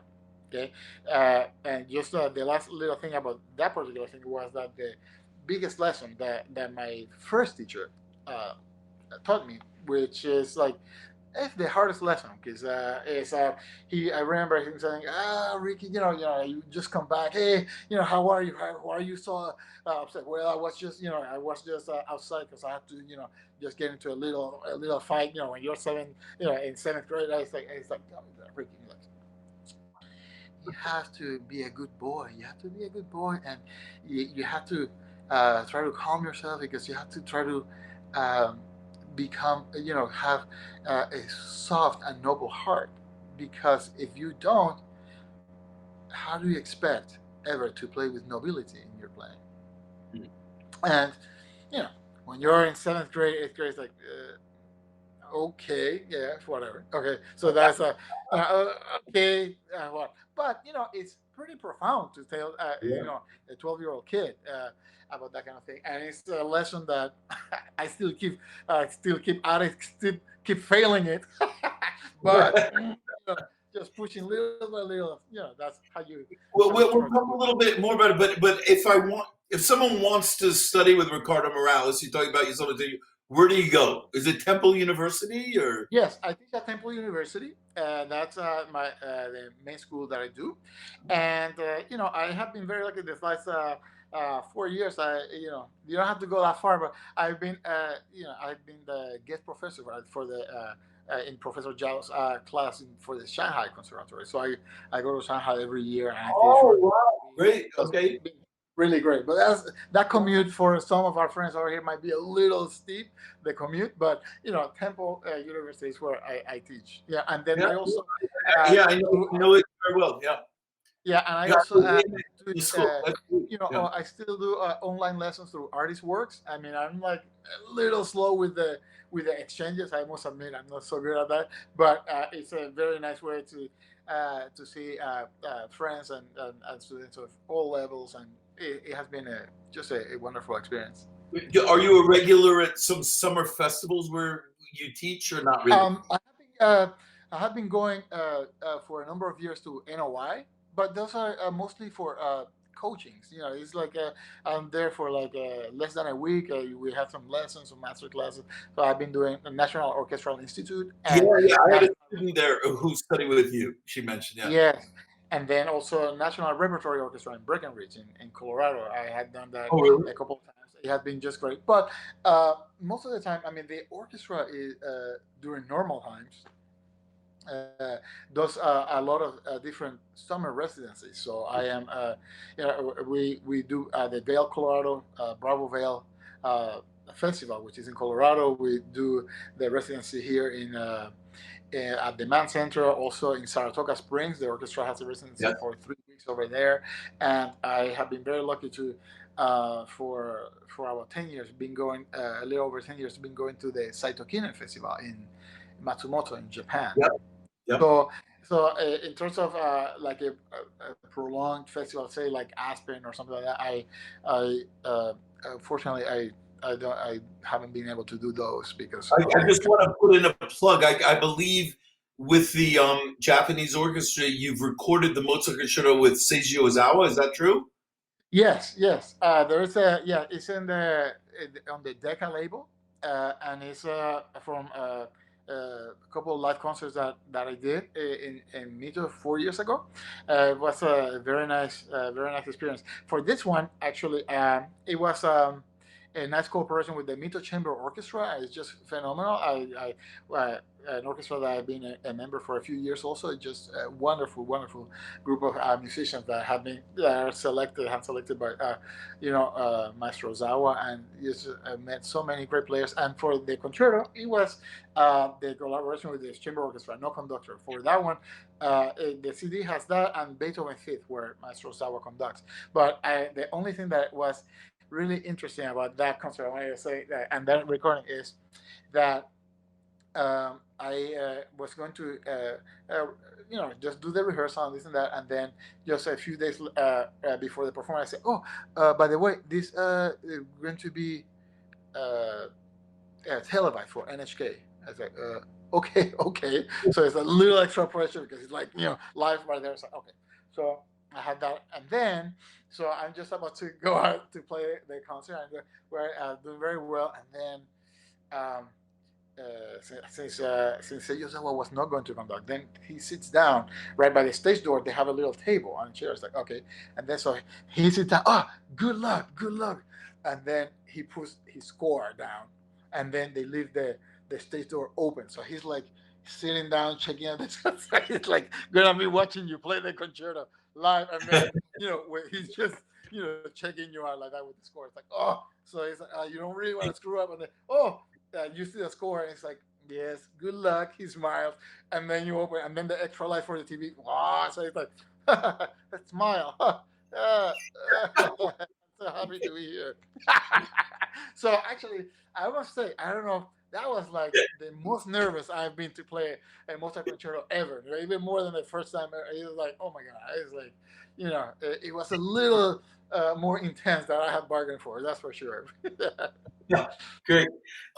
So what was so you did a couple of years in Orlando, a little bit of experience. Then you had this, hard ass 10 years of the Met, and then in a way you were thrown into, principal of a symphony orchestra again. So what was that adjustment like? Um, I was just I can't complain. Like the reality is, I've been very fortunate to have these opportunities, and it was just great. When I came, the my principal wings in particular were just so welcoming, and the orchestra in general is just so great, and to be sort of in that sea of sound of the Philadelphia strings and the sensitivity of the winds and percussionists that don't play super loud, which is nice, to all this color, but not like it's just really great. And I got my first year, my first few years, I had some of the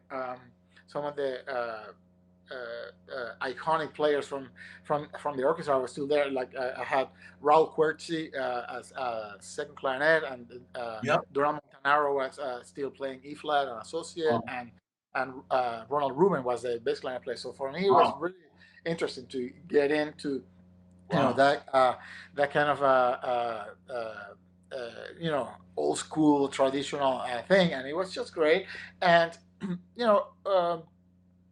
The like I was saying, like when we're talking about, like I mentioned earlier about what is a good sound and how people describe sounds, etc.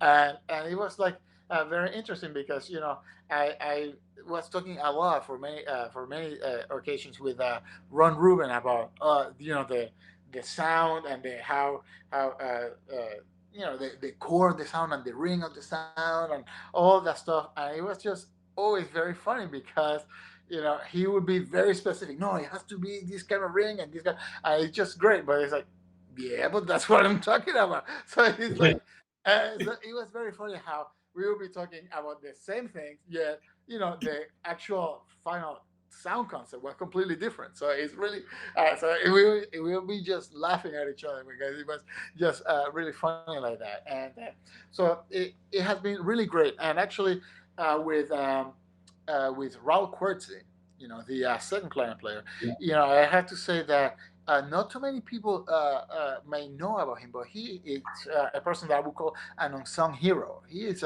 because he was like he'd been there always. He's such a steady guy and a magnificent player. Okay, and then he actually, I think he retired at oh my god, he retired at 79, okay, Yeah. or 80, and I remember last year we were playing Dasman St. Chloe and all this stuff, and the man was not dropping a note. Okay, Wow. it's like I was like, man, this is just insane. I mean, it's like amazing how great he could, this guy's just playing all this stuff, and like yeah, Daphne, I practice it a lot and blah blah blah, but and yeah, here I am, I'm like, and I'm just playing at 36 years old, and this guy is like 40 years older, and it's like, it's not okay. Bah! It's like man, respect, because I was just totally impressed because it was just great. And actually, he is a very funny guy because he'll look like it's sort of old school serious. He's one of the funniest guys that you will ever find. So we just had such a great time, and he would. We'll hear somebody making a little warm up lick or whatever. So it'll be like he'll be just doing an imitation of it. So it's like being in high school with him. It's just so great because we will have some funny ones. And even once we got even cut because we had a friend in the back in the horns that was doing some little warm up, and then Raul and then imitated it. It's like, and the guy goes, "Yeah, Raul, I know I'm not as good as you." We got cut. We got cut. Joking around. But I would say like the biggest compliment that I could have gotten from a colleague, and it was like we are finishing the season, and one of the seasons, and I'm always like, hey, yeah, we have to celebrate. Yeah, we made it. It's so great. And he was. Rob was sort of quite serious, like I was like, come on, what's on? We have to smile. The crowd loves you. I'm always, whenever we get the bow, I'm featuring now solo principal second clarinet, Mr. Raul Quartz. He'll be like, yeah. So we're always having a little bit of fun, but this time he was a little bit more quiet and subdued. And I was like, yeah, so what's up, Raul? And they turns out and we finished. I was like, man, I just wish I were a lot younger so I would have many more years to play with you. Oh, how And touching. I mean, he said that, and I was like, oh, I just, I started crying there. It's like, because it's like the nicest, the nicest. So, I have been very lucky to have a great camaraderie with my colleagues here, and it's been great. Beautiful. Well, so yeah, as we said, oh, by the way, a couple of words, we're going to do some word association that I left out. I've written this stuff, and I was like, okay. So you certainly had your challenges and failures early on, and I remember talking to you about it. You always said you were at the Met, and the word you used was, I was waiting for the punchline. Right? You always said you'd make the finals, or they didn't hire someone, and you're playing well, and you're going good, and everyone, but and then they'd always be like, thanks for coming, and you'd always wait for the punchline, right? And then I heard someone actually describe once you started, your success. He said, "Yeah, I knew Ricardo before he started his reign of terror." So what I want to ask you is, so you came from school of hard knocks in a way at the beginning, right through your reign of terror, right? And fast forward 10, 15, 20 years, you're sitting on the most important opera juries. You're sitting on the most important symphony juries. Was your concept of what you were trying to do as an auditioner the same as what you look for now as an auditioner, or has that changed? I mean, as a juror, right? Do you think you were right on the mark as an auditioner, looking back as someone who's listened to auditions, or actually have you changed what you would advise people to prioritize on a audition? Actually, I would say that every every musical institution has a different um, a different set of values and concepts. Okay, and frankly, then different needs, and therefore there are certain things that you try to the parameters of what I would call the cookie cutter essentials.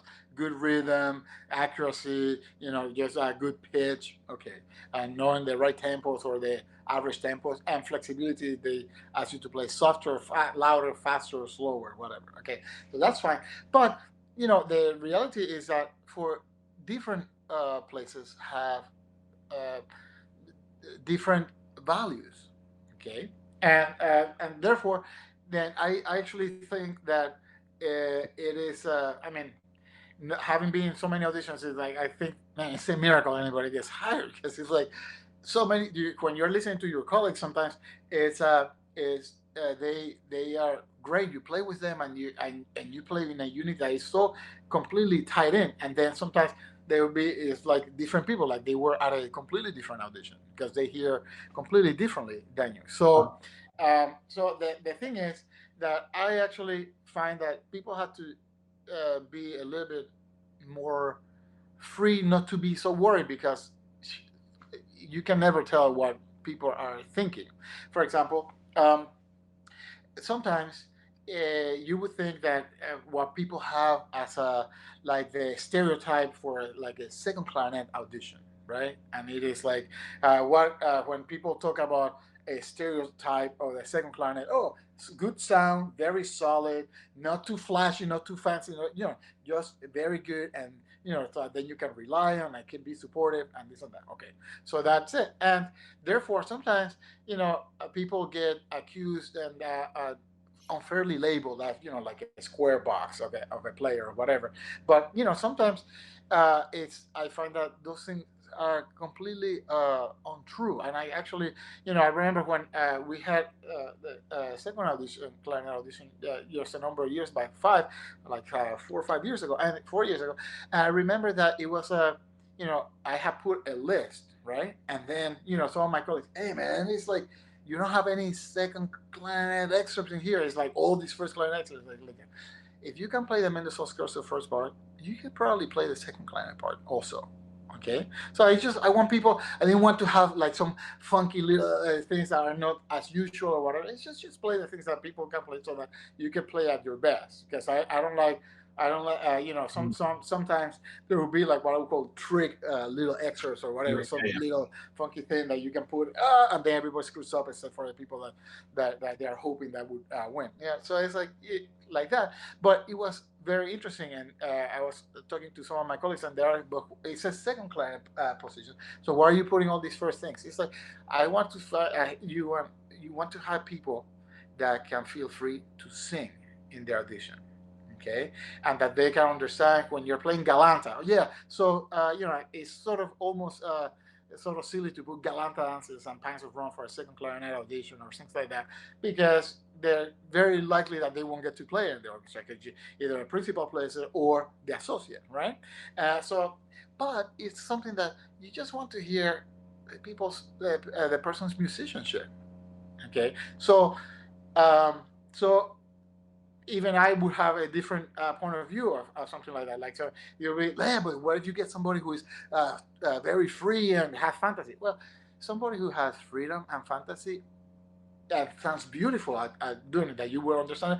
It's very likely that they have a broad understanding of what the piece is. And if you have fantasy about that, you also may have actually a better understanding of how the other parts fit. Okay, so that's my way of trying to figure out how just people can communicate, because you want what for me as a section, one of the things that I like to have is not me and my section, is us, our group. As we create a sound together, we try to, everybody has their individual point of view. So sometimes that you have a piece like like Daphne St. Clair, you have the and then the E flat and then the bass and this thing, and it's great because it's like it's sort of like a Baptist church. You have the priest says the thing and amen, brother, yeah, hallelujah, and you have everybody else Yeah. just having their own little voice to add to it. But you want that because you learn from that, and it's just really wonderful to be playing, and then it's like, what? Wow, that's nice. It's like to have like a musical interaction that is like that. Now, that has been one of the lucky things that I have been able to experience in Philadelphia, and also in the Met, because I remember that you're playing opera, you're playing something that's like somebody always hardly almost in all opera somebody always dies, and there's always unfulfilled love and all this tragedy or some. So you have to bring that character to the sound and to the story of where you're playing. And sometimes just having a pretty sound and then just a nice little smooth sound is not just not enough. You get like a particular sort of like La Traviata, the nice little clarinet solo that we like to play. Mi do si si, right? It's nice, but then it's nice to have a good legato and good sound and not finger slapping and all that. But then how you is Violeta just heard read this letter. Okay, she's gonna forfeit her love, and the thing that had been keeping her alive from her illness, that TB of the time, had been this hope, and now she has to give that hope for the good of so for the good of the family. So then it's like she understands this is the beginning of the end, the beginning of the end. So it's not so when you have mi so fa si re fa mi so mi re, and then you have that little spike for the D flat, re re do si, like it's not da da da, like da da. It's nice. No, but I have to have like this little little stab in the heart, right? So you have to give your players the opportunity to show that. And it's like, whoa, that's a little much. It's like, for me, it's like, whoa, that's pretty good, because it's like, because to me, if it is something, somebody cooks something a little too spicy or salty, of course they can cook it bland, blah blah. But you cannot expect somebody who's cooking bland all the time to all of a sudden give you the spiciest, Shanghai cuisine or whatever. It's not gonna be like that. You know what I mean? So then and it's really like an interesting thing, because you have usually 5 minutes, 6 minutes. If you're looking in the finals, you have 11 minutes to show all that range of personality, of efficiency, and all that stuff. And with it's very hard to just make those kinds of uh, those kinds of determinations. So that is what I have learned then, to just going all around like this. It is that I don't really know.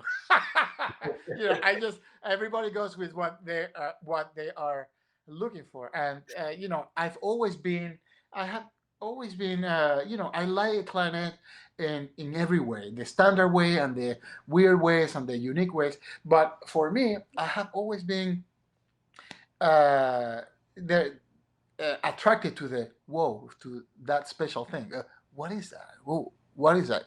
Yes, I know what it is, but there is something else in there. And so it depends on when you're dealing in auditions. Then it's a tricky thing, but that is like you play in a way that is beautiful, and you try to show something special. So some people will be like, oh yeah, they'll like that, that's great. Or some people, oh, that's a little too much this way. I don't usually expect a second clarinet player to play that or whatever. It's like so different people have a completely different way of thinking about it, and sometimes it's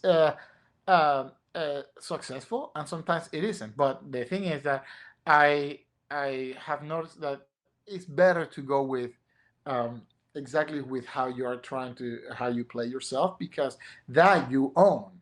instead of trying to second guess. If somebody likes the way that you're playing, your tempo, your sound, the actual musicians, sometimes they will ask, okay, can the contestant play, can the candidate play it a little bit slower or just a little more dynamic range or whatever. But, in order for that to happen, of course, you have to have the cookie cutter prerequisites, the accuracy, the intonation, the rhythm, and, have what for that kind of orchestra and the kind of sound they make, a sound that they might find interesting. And, that is also like the difficult thing, because sometimes you might think, oh, this is the sound of of the players that they have right now, right? And therefore you think, oh, they'll want something that is exactly like that. But sometimes you don't know about the musical growth of the orchestra or the musical dynamics. Maybe they are looking purposely on something that is completely different than what you've been used to hearing. Okay, so therefore it's one of the things that you really never know, except that if you just go with your actual truth, then you don't have to second guess. Well, maybe I should have played a little bit louder here. I knew I wanted to, but I didn't want to sound too aggressive. Oh, maybe I should have played softer. Instead of having that, you just try to do your best musical presentation. Because at the end, what I have noticed is that the people who have been successful, when I have been lucky enough to hear their auditions here, or are people who have a particular individuality. And sometimes I actually like that I haven't heard it that way, or that I don't play it that way, or I haven't heard it that way. And to me, that's actually a very good thing, because that's what keeps the musical life active and interesting, the interaction. So keep to yourself. Be as much as you can. After, I mean, you have to, of course, you have to do the prerequisite. Don't be, I want to be myself and play Mendelssohn's part because I don't have the staccato, right? You have to, do it at you have to be able to play at the standard tempo, a lot slower and a lot faster, just in case, because you never know. So you have to put yourself in a place where you have command of what you have to do, and from there, then you can have much more freedom to be able to address the musical concerns or whatever that a committee may have actually. Well, that's really terrific advice. Thank you so much. Few more questions. Are you with me still, Ricardo? I told you there's no limit. I told him this might go more than an hour. He's like, "Are you kidding me? We're to the 2-hour mark and we're just getting started." Oh my God! I'm sorry. I've talked too much to our friends who are listening. You're not talking too much. Don't worry. We'll love it. You're the shy one in the family, man. What are you talking about? Yeah. Well, yeah. In fact, while we're at it, a few more shout outs. We've got Stephen Williamson from the Chicago Symphony says hello. Julian Milkus, the only student of Benny Goodman. Only student of Benny Goodman. He's a classmate of mine. And a couple of non clarinets. We have Dmitry Sikovetsky, violinist and conductor in London, and Patty Nimi, who a percussionist in the San Francisco Opera, who was in New World Symphony with Jaime and myself. Yeah. So anyway, now, did I hear right? You played with a Berlin Philharmonic? Yes. I was very lucky to be able to do that because Sir Simon Rattle, Simon used to come to conduct the Philadelphia Orchestra quite often. And it was, so he used to come. And it was actually the only orchestra in America that he would come and conduct. So he had like very nice rapport, and it's just fantastic. Every time he would come, it's just the orchestra's so happy, and the music making is just great. But he's a great musician, but he also has a really he's very witty, and so it was always a very interesting, really great, interesting week to play. And one time he just came, hey Ricardo, I wanted to check. What are you doing this summer? You have a few weeks you could come or whatever. I was like, I'm not sure. Let me think about it. So, oh my God, it's just really. Well, okay. So how long? How many weeks or how many I was able to. concerts? I mean, he invited me. I was very lucky. I played 5 weeks with them. Wow. It's great. So he invited me. So I went to Berlin, and we played a few concerts over there. And also, actually, it was interesting because one of the concerts we did in Berlin was just a couple of acts of Siegfried, because then one of the things that the orchestra did, like one of the residencies that they have is in Aix-en-Provence, right? And so they went over there and they would play the Berlin Philharmonic would play opera over there, and it was just so happened that year they were doing Siegfried. So I was like, just so great, and it was really really interesting because. Many of the orchestra members hadn't even played it. Oh, the orchestra hasn't played Siegfried in like 25 years, so it was uh, sort of technically new for the orchestra. So I remember, just going there, and it was just great. And it was like, the beginning is like a little tricky, and so it was like at the beginning, you're starting to, and then it's like, okay, now let's go. But it's just like it was just really funny because it's like, I don't know how this guy. Hold on a second. Let me put on my glasses. And bah! It's like so incredible. It's just so great. It's like you have a few minutes of what's going on here. Okay, now let's go. And it was just crazy. Well, And so what I'm very curious about you were talking about you were just talking about styles and your own personality, but we have this image, especially in the States, like you're not allowed to attend the concert if you're on a French clarinet, let alone play on the stage. no, I mean, so what was that like? Did you have to change things? Is it just music's so universal and we don't have to think oh about anything? well, The well, intonation, everything. yeah. Well, first, so the thing is, I mean, like actually, yes, to say Berlin is a very international orchestra, much more than people realize. Okay, one of the principal oboes is English, the other one is Swiss. Something you have a French principal flute with Mathieu, and the other one, Emmanuel, I think is Swiss also. So it's like, and one of the principal bassoonists is Italian, and they have people from all over the place. So it's not necessarily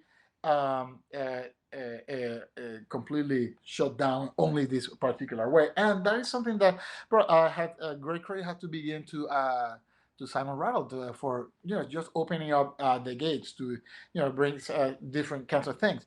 Now, for me, in terms of the intonation, I mean the orchestra plays very well in tune. It's a little bit higher, it's 443, but it's stable. It doesn't go up and down or whatever. So you just have to know the length barrel you need to use, and boom, and then you go. So it's not a problem. And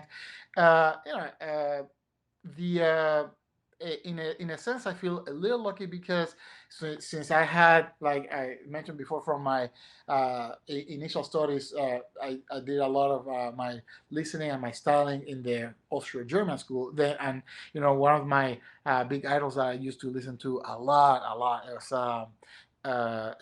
Carl Leiser. Okay, so and Alfred Prince and Black and of I mean all these guys and Peter Schmidl. So I have and of course Sabina. So it's like I had a lot of that concept in my ear, and a lot of those beautiful qualities are some of the things that I try to emulate. So once in a while, I can sort of fool somebody for about 3 seconds or so, and come close to having that aesthetic to be closer to that. So it wasn't completely like really. That super far away, and so you try you do your best and you listen to how people are playing, and then you try to also, it's an interaction, you try to emulate their sound, you try to get a little bit more of the particulars that they like to emphasize. Of course, the German school emphasizes more like the slightly more of the lower partials, a little bit woodier, beefier sound. So you try to set up your setup like that. It was just great because the people there, the orchestra has such a I mean, it's super professional but super happy, interactive approach. So it was like.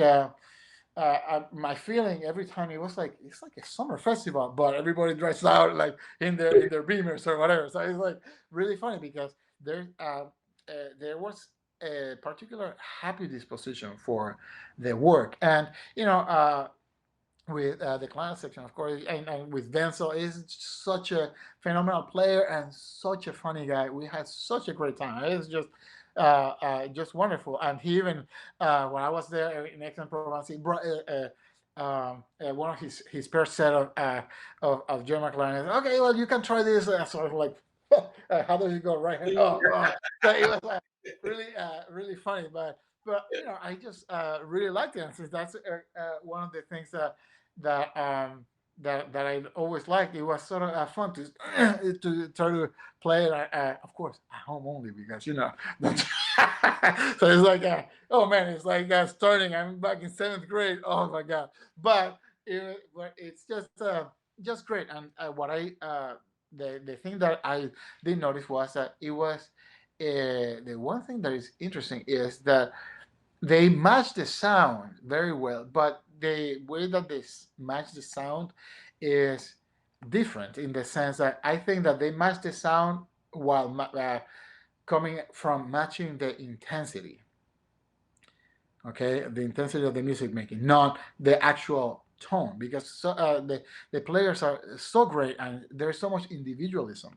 Okay, and it was just crazy just to hear people in the back, you know, before we go on, and then you hear, yeah, people, yeah, this one of these guys warm up. I always warm up with Mozart's Fifth Violin Concerto, and it's like, but it's like a performance where it's so incredible, and then this other guy are there playing the Dvorak, and then everybody playing, and like. But it was like very interesting to see. You know, they're playing, and the first rehearsal, the last stand viola, like they're the only person playing, and it's like, man, it's like an intensity and a commitment for everyone. Not like just let's see. You know, like in many times I have found it many times. Like American orchestra, everybody's like, oh, let's put this thing together, let's put it together, and then we go. Like then the orchestra goes. Over there is the opposite. It's like everybody goes like, ah, you know. Okay, You uh, scared me. Stay away from me, man. I thought that was an extra Jaws movie or something, man. So it's like everybody goes in, and then it's like, oh, okay, all right, I'll take a step back, okay, and then so it comes sort of that way. So it comes the opposite, you know, and it really it's also a wonderful way of experiencing it. You know, the rehearsals have a different dynamic. I mean, like so it's a different feeling. So it was a really beautiful opportunity that Sir Simon gave me. So just great. Fantastic. So, as a teacher, you've been all over the place, teaching math classes and stuff. So, do you find commonalities in problems? Let's say worldwide. Are there specific things that you find you address consistently more than others? Um, uh, Actually, there's the couple of things that I do find that are common is the busyness that we get into the instrumental part of playing, and uh, and the reason why is because you know a lot of the clarinet repertoire is. I find that it's very technically challenging. It's like, you know, it's sort of a little hard. Very few pieces are like, yeah, you know, easy. Francais, easy. Well, maybe for Nicholas, right? Right. Like, or you know, that's like working the pack or whatever. But like, the repertoire, there's quite a bit of challenge, and I just find that lately more people do a little bit less basic preparation. Okay, so that you know, I find that it is a little bit more challenging to find people. I actually so talk about. I wanted to do like people have need more calories. musical calories, more oatmeal, more a little rice. Because what I find is that, people will start like some kind of beginning method, then do a little close or crepes, and then roast, and then Nielsen concerto. It's like it's very hard to, to bridge that gap. So I do find that uh, my challenge is to keep adding a little bit more opportunities for people to play other things. And not only what I mean by calories, also like musical calories, is that sometimes we need to be able to play things that are uh, technically not as challenging, so that you have time to think about really how you're shaping your sound. How is it that you are always doing your attack? Where is your pinky finger? Are you pointing to the sky, or is it curled behind, or whatever? So these kinds of things you have to do by having the opportunity to play, just to be playing a lot of different things, like just uh, for example, the close, for example, there has is a boy is like is this big, and it is nice, but people do the beginning and then the exercises and then the big pieces at the end. But there is so many little duets in the beginning. Yeah, very a bunch of them are very easy. Just to teach quarter notes and half notes and these little things. And what it is that this is the time you get to play. You get to play with your colleague or your teacher. You get to hear the sound. You try to match phrasing, and then there's nothing more charming than to hear these little sweet little duets in thirds. It's nice. Maybe I'm revealing too much. Again, I'm too much of a cheesy kind of guy. I like the little cheesy little duets, but it's like, but then when you hear that stuff, it's like, yeah, that's what makes the clarinet so beautiful. It's like these little pretty things to play.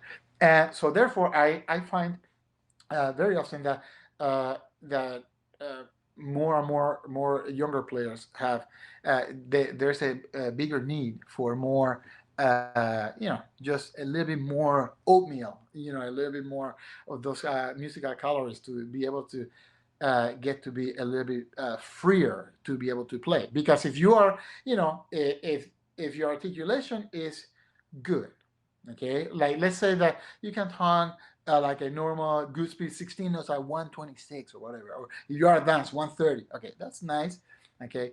But if you can do that for a few beats or whatever, and then now you have to do you're gonna do the sport concerto, okay, okay, but you have the little runs in the first concerto or in the second, but then you have to deal with all this stuff. Then you learn, the brain learns at all times. Okay, and this is one of the things that is very interesting. The brain is our computer, a natural computer, and it's an equal opportunity employer. It gets all the information in. What I have found is that bad habits, for some reason, are easier to learn than good habits. I don't know why, but that is something that is always the case. And then bad habits are actually a little bit harder to get rid of.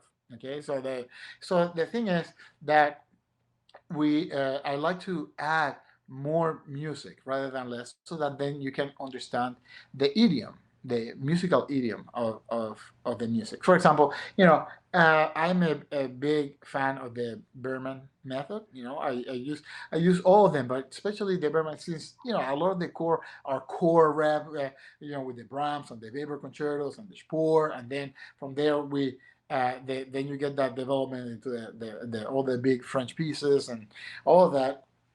Um, then if we study a book such as the Berman, you not only get those little exercises, but the tunes, are very important. I was saying that, for example, the Bermans, obviously Heinrich being friends and the inspiration for Weber to play these pieces, and then Carl being his son, being not only a great virtuoso himself, but being a pedagogue, and then writing all these things and writing his method. He understood, and writing that edition that he did, that now is easily available in Henley, that you can see Weber's original manuscript, and then the Carl Berman edition, which is based on a lot of the musical additions that his father Heinrich used to do.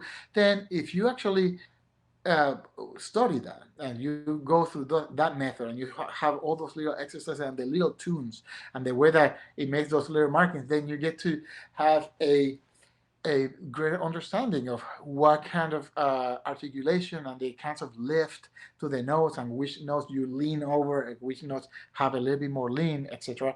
Those are the ones that then you are, when by the time that you get to the concertos, then it's much easier to understand to understand the language, and that is one of the things that it is very interesting. I mean, I've heard people doing in some clarinet competition. They go and then they play, like the Denisov Sonata. Sounds great, or some new contemporary piece that's very great. And then okay, and then they play Vibro Concertino, and then da da da da da da da da, and then it's executed. The notes are there, but the spirit is not as well developed because we need those little calories to help for that and for the because it's.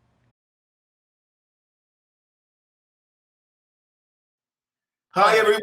Sorry about that. We just realized this platform only gives us 2 hours. We were just getting started, but we hit the 2-hour mark, so it shut us off. So All right, we I talked too much. won't go too much longer because Ricky's time is precious. But I mean, the comments that you were getting, I mean, people want to make T-shirts with your quotes and things they were saying. I mean, it's tremendous. So Todd Levy wanted you to talk about the Star Wars after the concert or something like that. But anyway, do you have any? Are people on? Some people. Okay, great. So I just want to make sure. Well, let's wrap it up. So things are pretty depressing now in the music world, and even for humanity and all this. But all that taken to aside, just you've covered so much already. But what advice would you give? What are you giving to your students? What are you giving to young people starting out in the music world, trying to become the next Ricardo Morales? What advice would you give them? I would. The most important thing is be yourself and be patient. Be patient and do the work. Do the work with, be a happy worker. Be a happy worker. If you're a happy worker, then it's not work. Then it's just a passion that you are pursuing.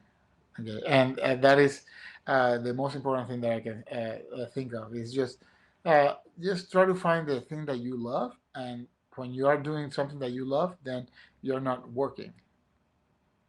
Fantastic.